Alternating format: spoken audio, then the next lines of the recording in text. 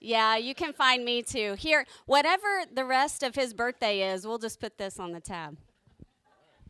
All right, thank you. It is my privilege to introduce today our still, I would still new. He counts as still new. Definitely. Our new superintendent of schools, Tyler Bridges.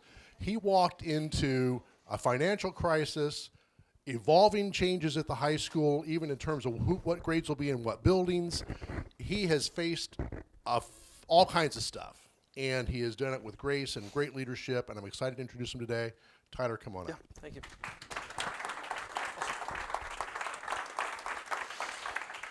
Yes, thank you all for having me. Thank you for inviting me to give some information. I was talking with Mr. Clark, and he mentioned talking a little bit about construction and those types of things. So I have a lot of information to share. I'll try to leave some space for questions, but at any point in time, if you do have questions about anything or questions for clarity, please do ask. I did want to share just a little bit about myself. And my family. Coming into the district, something that the board charged me with was obviously a 90-day plan, which is a very typical thing for a superintendent of any district size, especially large district, to come in and share information about what we're going to do in the first 90 days and just what we believe, those types of things. I think it's really important to operate off of a set of core values that are out there to begin with, that we come back to and we talk about and we reflect on all the work that we have to do. Stillwater Public Schools is a large organization. I mean, we have almost 6,000 students. We have over 800 employees.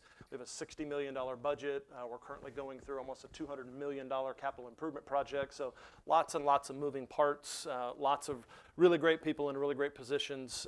And obviously that takes a lot to accomplish tasks, not just educating students every day, but student safety, policy, just all the things that go into operating a district of any size. So one of the things that we lead with always is students first. We don't exist if our students don't exist. We're not here if the kid's not here.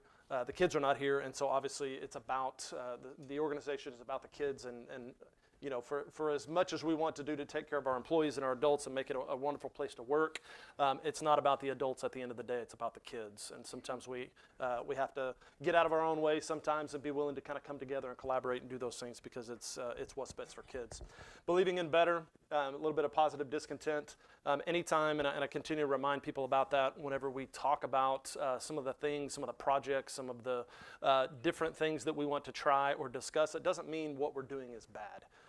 But it does mean that there's always room for improvement in really anything that we do. And so I'm going to share with you some district accomplishments that you all should be proud of because this is an extremely successful district across the board. And it's really, really impressive to see how good we are in so many areas. But again, that comes with always believing in better, that we can be better. Relationships fuel success. We have to have positive relationships, not just within our own organization, but with the community, with business partners, with people that are engaged civically. Those things are extremely important. Making sure we communicate with purpose, over-communicate at times, partnering with families, be extremely consistent in what we do. And that comes especially with a larger district. We want the educational offerings for a second grader at Richmond to be the exact same quality that a second grader at Highland Park will see, or a second grader at Westwood or Sanger Ridge or Will Rogers. We want that consistency, and we want to be consistent in everything we do because that's what builds trust with our community. Support and grow our educators. You all know, if you've been keeping tabs on anything nationally, you know that teacher shortage is a massive national epidemic. And also just getting people to stay in the profession has been something that has been extremely hard and getting harder every year, just through various reasons. We could talk all day probably about just that. So trying to support and grow our educators so that we not only recruit high quality people, but we're able to retain them, which is something this district has done really well, and I'll share some things with that as well, or about that. Engaging every learner. Today's learners are a little bit different. Education looks different today than it did 20, 30, 40, 50, 60 years ago. The things that are important in job readiness, work readiness, career readiness, college readiness, those skill sets and those things, while a lot of them remain the same, there are some things now that our learners are asked to be able to do and produce that is different than what it once was in the past. And then also leading with urgency. and vision. We want to know where we're going, so we're working toward doing a district strategic planning process, which is something that the district hasn't done in several years, quite a few years. And then also just that leading with urgency. If a kid needs something and it's important for students, we need to find a way to get it now. It doesn't make any sense for us to say, well, yeah, Mrs. Smith is not what they need right now, but they'll have, Miss Johnson next year and she'll straighten them out. Well, that doesn't make any sense, right? I mean, we want to try to lead with urgency to make for certain that we get our students what they need as soon as we can possibly get it to them. This is my family. My wife is a counselor in the district. She's been elementary teacher and elementary counselor she's been an elementary counselor for the last 10 years or so. My daughter Kinsley is a junior at the high school. She's a choir performing arts kid, and my son Cohen is a 7th grader. He's 12. He'll turn 13 at the end of the school year, and he's in the perfect community for him because he's all about baseball and basketball and athletics and those kinds of things. Giving you a few updates before we get into some capital improvement things. Just want to give you an enrollment update. Our enrollment has definitely leveled out within the district and is starting to kind of tick down a little bit. We're down about 100 on any given day, about 100 or 125 students from what we were last year. At one point in time, the district was a little over 6,000. We're hovering right now about 5825 to 5850, depending upon the day. So the arc of kind of enrollment and some of those enrollment projections that saw it continue to rise and rise has really leveled out. So obviously we'll be keeping an eye on that for resource allocation, all those types of things, but we keep those at the forefront. Some student achievements that I just want to brag on for just a little bit.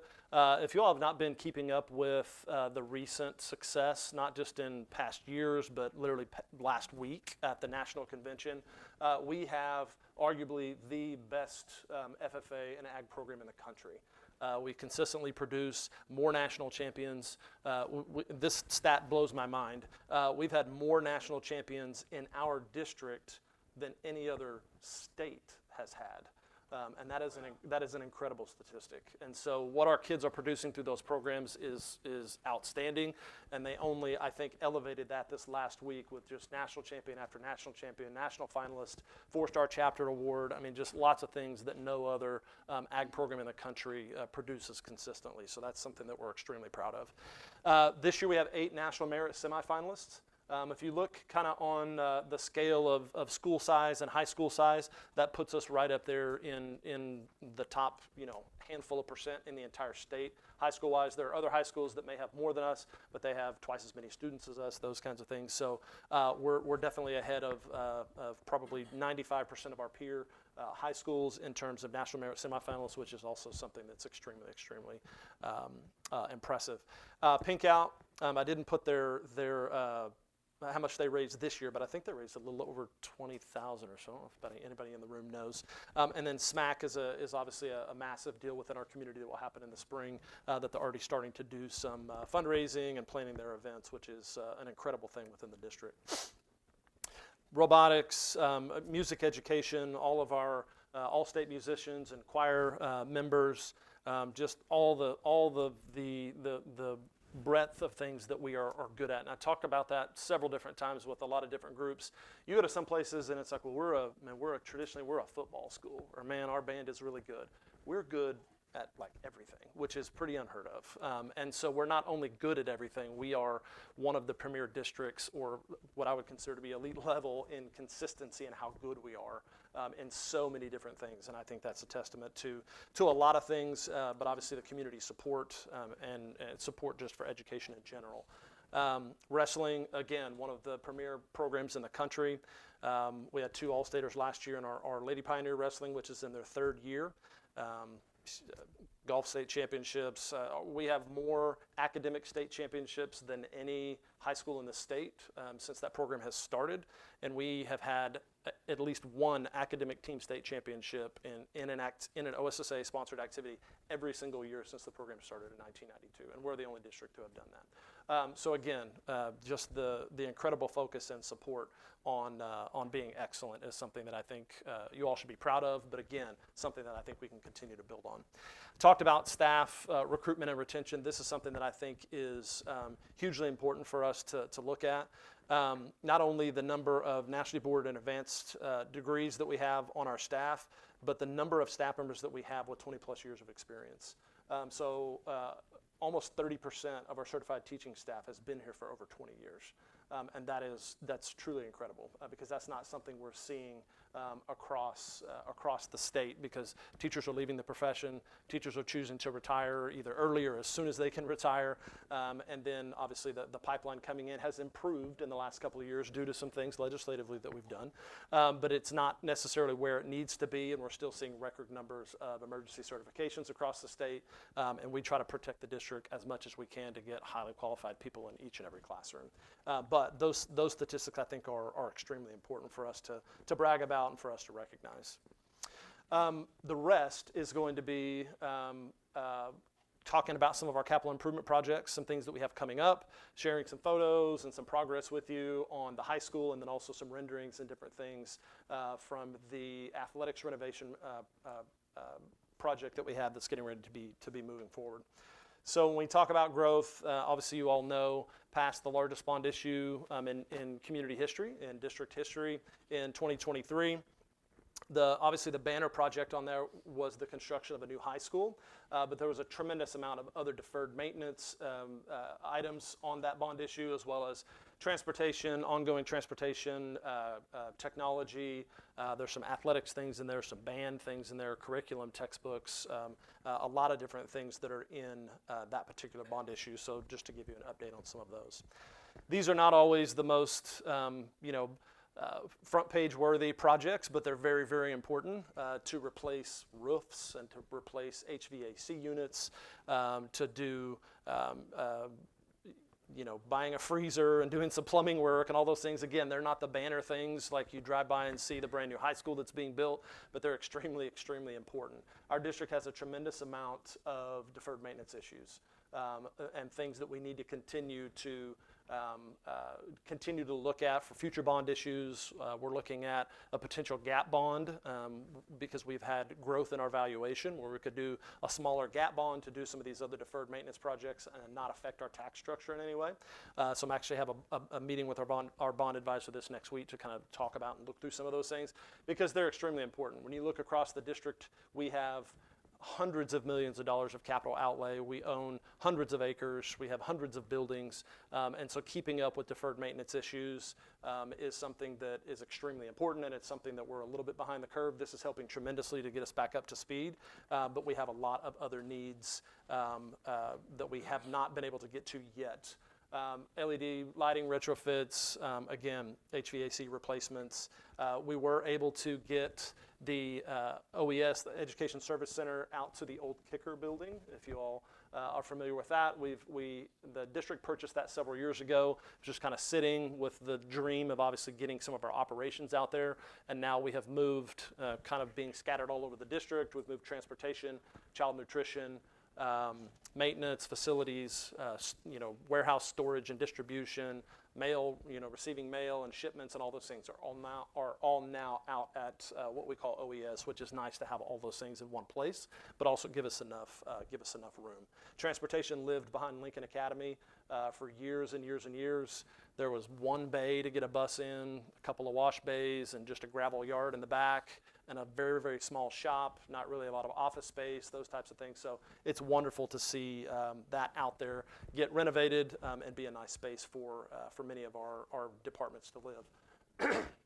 So I'm going to show you just a couple of renderings of what, obviously, the caliber of what Stillwater High School will look like. Has anybody in the last several weeks or so, show of hands, gotten a tour of the high school?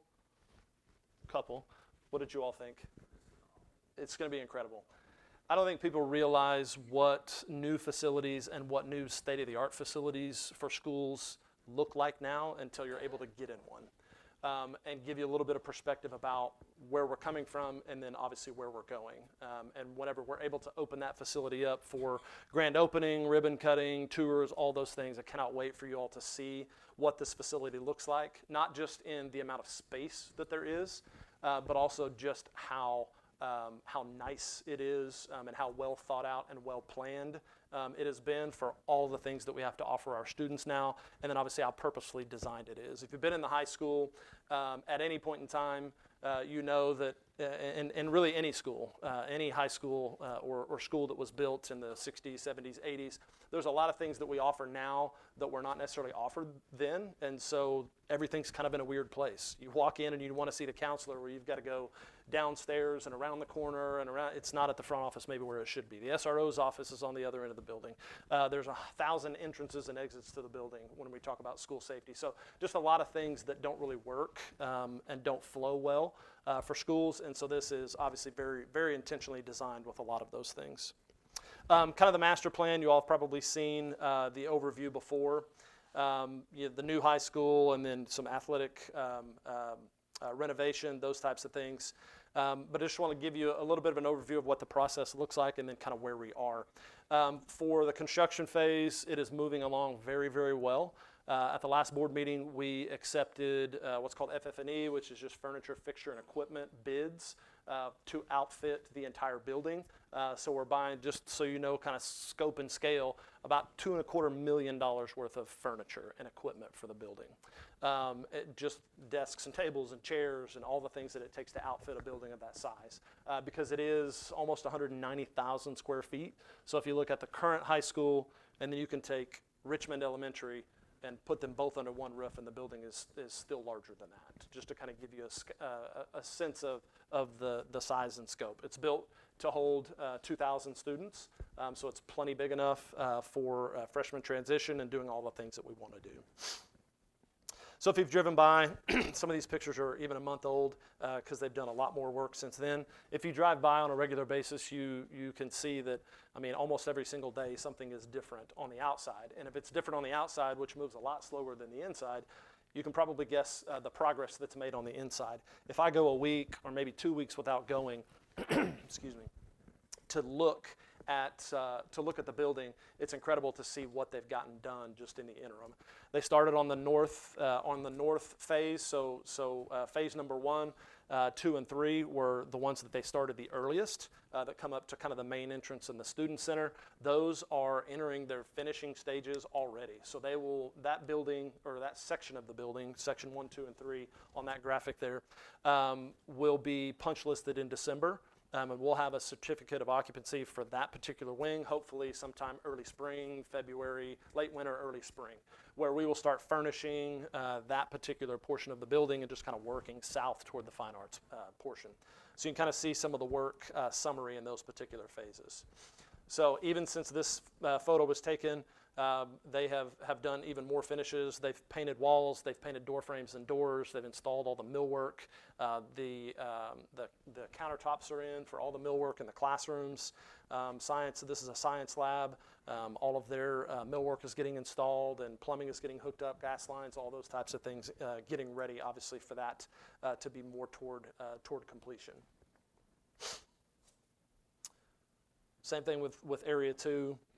Again, tile installation. They're starting to get ceiling grid. We have to get the building climate controlled to control the humidity so that we can install ceiling grids. Ceiling grids are like sponges, and so if you don't keep the humidity down, they sag and do things like that. So that's kind of a marker that we're getting close to finishing out a particular phase of the building.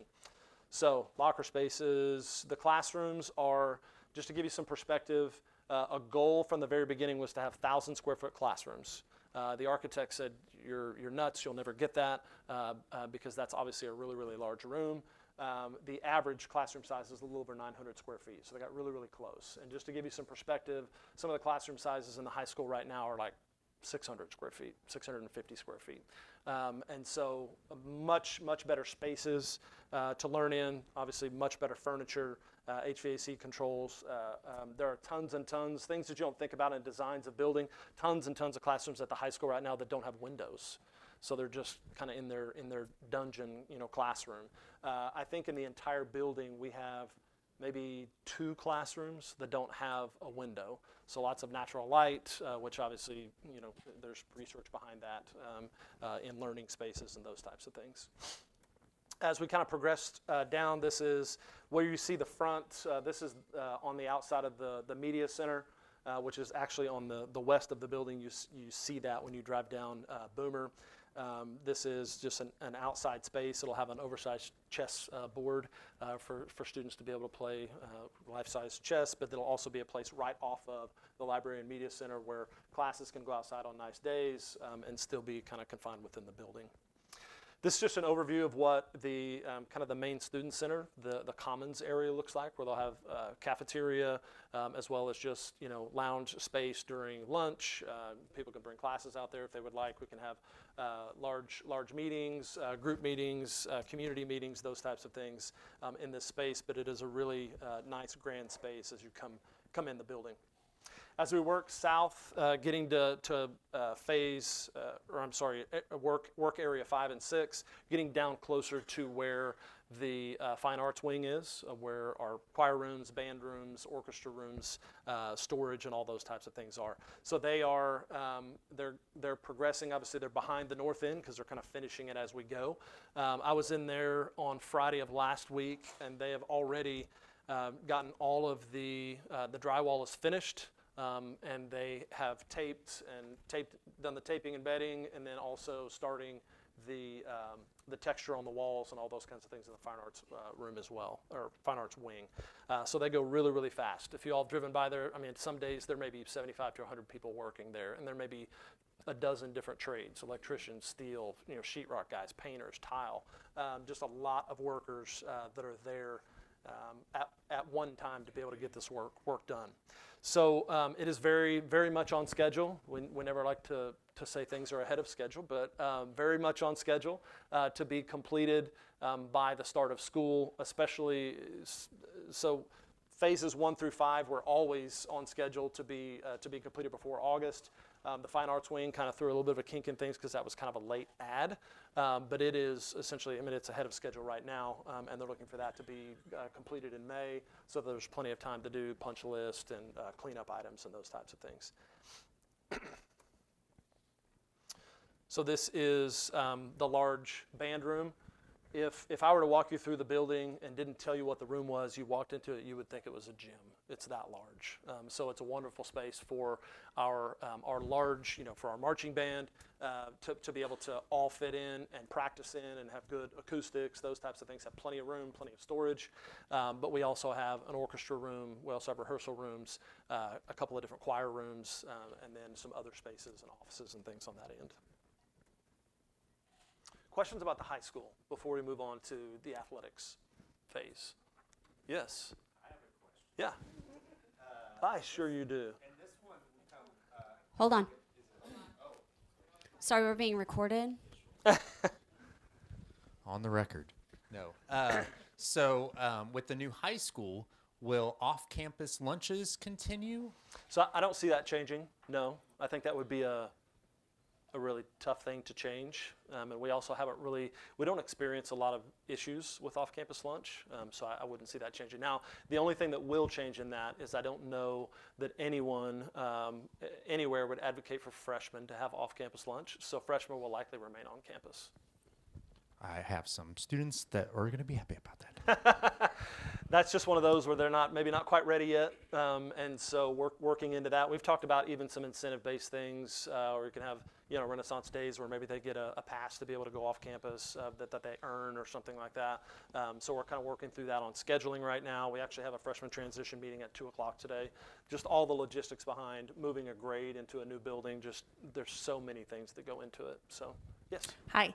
You mentioned this briefly, but I want you to talk a little bit more about how safety was in consideration in the design of the new building. As a parent who will have a child go to the school, it looks great, but in our society we have to worry about things like gun violence and also tornadoes.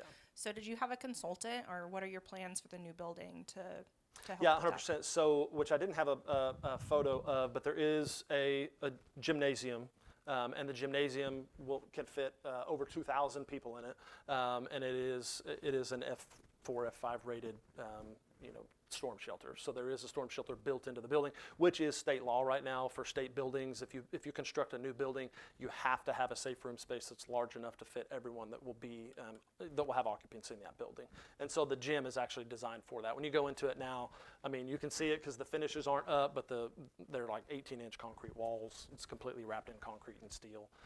So when we think about student safety for other things, we're very, very mindful of entrances and exits now, far more so than what we used to, how the windows are designed to be able to get out if need be. Also, the placement of our SRO office makes a lot more sense. We've got the SRO office in the middle of the building where they can see down essentially every single hallway, and it's right there at the front. And then we're also in talks with SPD as well. They've been wonderful to work with, and we're looking at adding a second SRO at the high school as well, just because the building is so large and there's so many people there. So there's a lot of intentional design that goes into that, unfortunately. But yes. School resource officer, sorry. We talk in acronyms, in education and military are the worst. Any other questions about the high school? Yes.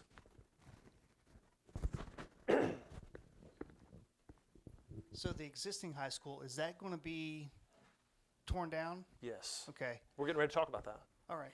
So another thought. With the old gym that's there with the arched roof, can you maybe cut up some of the floor and sell that to like alumni? So we've actually been Played on talking it? about that as well, because we've talked about bricks. Yeah. We've talked about bricks. We've talked about the floor. The bad thing about the floor in the city gym is the floor in the city gym is it's not the original floor anymore because there was a water pipe burst a couple years ago. So now the West gym, I think, still has some of the old parquet floor in it. So we've been talking about that. We've been also talking about bricks, commemorative bricks. We've been talking about different events that we can host for people to come in and be able to see the facility, one last time if they haven't been in it in a while. Because we want to respect, obviously, the memories that people have of that building and what it means to the community as respectfully as possible, because that's extremely important. So yes, we're going to have several of those opportunities. So the athletics phase was also something that was on the 2023 bond. We've been able to put kind of several things together to actually get a little bit more funds out of that than what we realized. We've come in under budget on almost every single project that we've done so far, which is great. So furniture came in under budget. The entire high school has continued to come in under budget, and then we've also not even utilized all of our contingency funds that we have built in for emergencies and change orders and those kinds of things. So we've been able to kind of pull together quite a bit of money. $22.5 million is what we have. Just like everybody's finances, if we had like $1 more million, we could do some things that maybe we aren't able to do, or 2 more, or whatever. Just a million. But a summary of the projects: demolition of the West Gym and the City Gym. If you all know, that has come offline. The City Gym has. It was deemed structurally deficient earlier this year. The glulam wood beams. When you think, hindsight's 20/20, but we put glulam wood beams on the exterior of a building, and we had some testing done by a structural engineer because we were having some concerns about the building.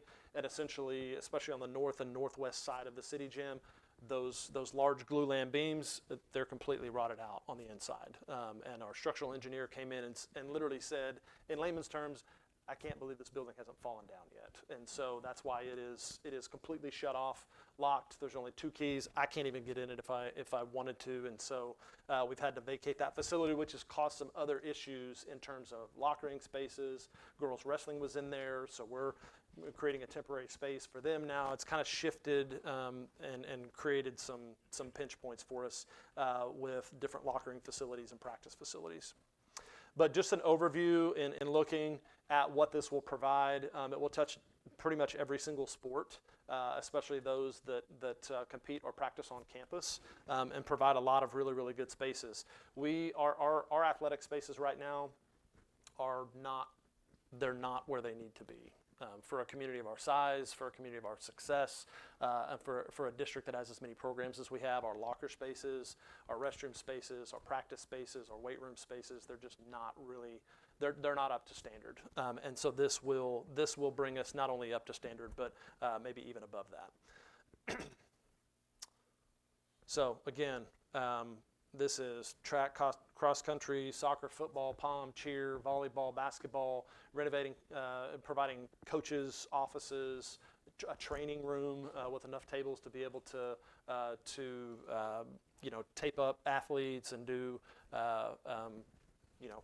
ice and heat, all the things that we need to do, obviously, to get them over injuries, and provide some really nice locker spaces as well.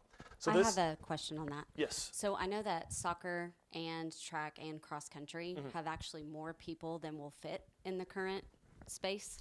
And so we've talked to, I know the coaches have talked to Brian Warwick about that and the architects, but there's not been a revamp of that. So do you know if there's any talks about So changing we have that about up? 4 or 5 different designs that have already been done outside of, due to some of those conversations. Okay.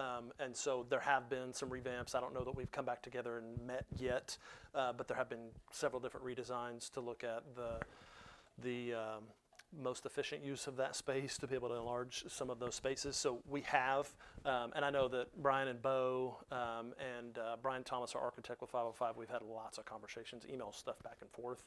I don't know how much has been shared yet with None. coaches. Yeah, so. None. And right now, soccer's in off season, so they were in the city gym, which I know Yes. you guys weren't expecting to have to provide space for them, but Yeah. they're changing clothes in the men's restroom for the stadium right now. So we gave them Is 3 there different a options, temporary and I is think there a that's what they- temporary locker room being set up, or do you know? Yeah, we've given them 3 different options, and I actually I could send you those options. But yeah, we've given them 3 different options, the boys and the girls. Okay. Yep. So just to give you an overview, the green practice field there in between the Performing Arts Center and the basketball field house is actually where the high school sits right now. And that is set to be a turf practice field. We don't have a practice field right now for marching band, for multiple teams to be able to practice at once. So that will give us a lot of really good space there. And then behind the Performing Arts Center, kind of that little funnel shaped, tornado shaped, that's kind of pointing to the northeast. Whenever the track and the football field was constructed, there was not enough room for disc and shot throwers to be able to compete. So we're not even able to host a track meet with the wonderful facility that we have. So we're going to fix that so that we can host not only our own track meets, but be able to host regionals and some of those types of things as well. And then the blue will be the new construction, and then the yellow will be some renovated spaces as well. So just an overview, this is the new construction. So you can see training rooms, weight rooms, locker rooms, coaches' spaces, a new gym that is large enough to actually host basketball or volleyball games if we wanted to, but largely a practice space. 4 wrestling mats. We only have 2 right now. So 4 wrestling mats, palm and cheer space, and again, coaches' offices, those types of things. And then this is a renovation of a space that has track, cross country, and soccer, coaches' offices and things, and that's the space that Rachel was mentioning that we're currently doing some redesign and those types of things on. Here's a rendering of what that would look like. So this is, say maybe you were sitting in the press box at the football field, just to kind of give you an idea. In the upper left-hand corner, kind of that white grayed out building is the Performing Arts Center. So you can kind of get a lay of the land a little bit, where we would construct that new facility on the back side of the field house. We even kind of give a little bit of a throwback to the city gym with that arched roof, which is kind of what that's designed purposefully like that, to kind of have a little bit of a throwback to a historical building that's there on campus that means lots of people. So that's why that arched roof is there. But just some renderings of the inside, just to give you kind of an idea of what the space can and will look like. Again, wrestling mats, those types of things. A little bit over time, I'm Questions? sorry. Yeah, I know. I was trying to Anybody go else? fast. Anybody else have any other questions? I didn't want to cut it off. Those are great pictures. Okay, everybody, give a round of applause Thank you so much to for Mr. allowing me to come. Bridges. Thank you so much for being here. Thank you.